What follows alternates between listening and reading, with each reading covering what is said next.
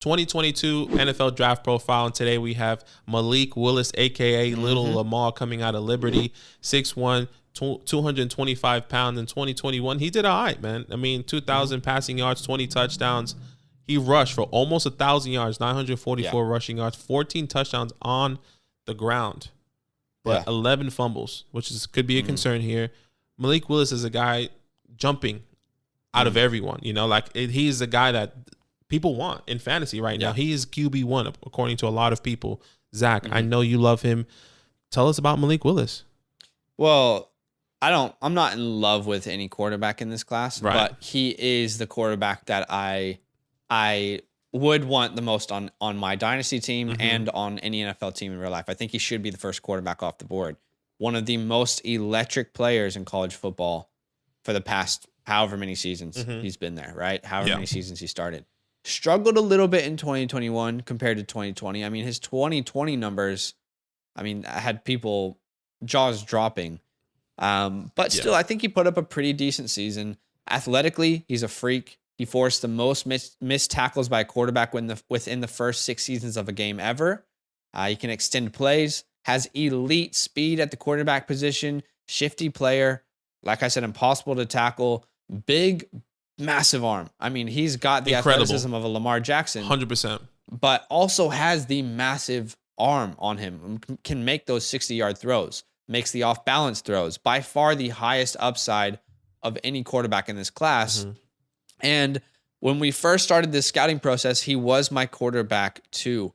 But the more I watched his film, the more I fell in love with him compared to the other quarterbacks in this class. Yeah. The one thing I really, really didn't love from him from a statistic point of view was that he didn't really show up in big games versus good competition, because he plays in Liberty, not exactly the best competition there. But if you actually go watch these games where he played versus the SEC, where he played versus Ole Miss and these big 4 or 5-star recruits all over the field, honestly, it was hard to watch because you could see such a talent gap between his teammates and his Liberty team versus any team in the SEC. Right. There was such a massive talent gap. I mean, he was constantly under pressure because of all his offensive line are like 2-star recruits versus these big guys in the SEC. His wide receivers didn't have the same speed as the cornerbacks. He constantly in those big games had to play hero ball. Yeah. I strongly believe that if he was on an SEC team, there would be less worries because he would have the same sort of talent. That talent gap was so massive in those big games.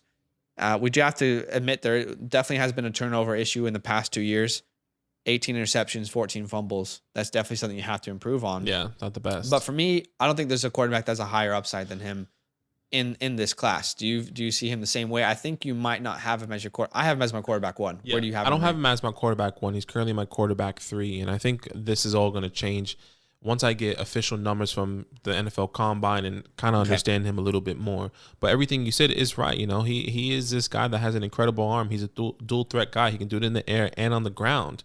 Yeah. And, you know, I think my biggest question for Malik is that can that translate into the NFL? And at the moment, it should translate. You know, that is the mold right now. Patrick Mahomes, Josh Allen, Lamar Jackson, Kyler Murray. These are both guys that can do it in the air and on the ground. Right. But has the NFL mold to this already, and it's not going to be as easy for Malik Willis to really progress into this. And I just don't know. I'm not saying he won't be successful. I do think he will be successful. I do think that he could come in and be the most successful quarterback in this class, the highest upside.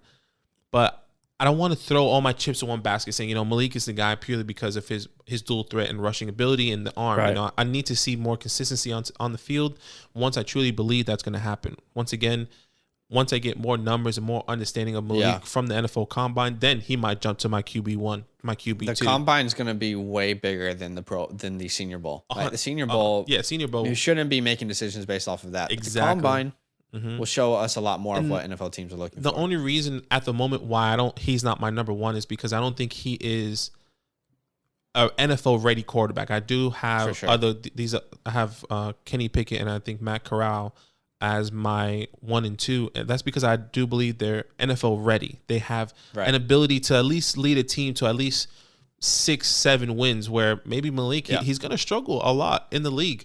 Right. So I mean, let's talk about who he can be. I think that's obvious. Little Lamar Jackson, the guy. Well, this is a great conversation because what's funny is he could be either quarterback in Baltimore. That is his ceiling and his floor.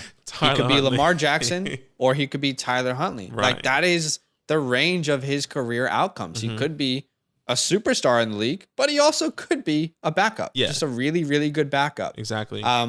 That's how I view him, at least. But I think you probably view him the same way. I agree. I agree. Absolute ceiling, and I think that's good. Like Lamar Jackson, Tyler Huntley, I see both of them.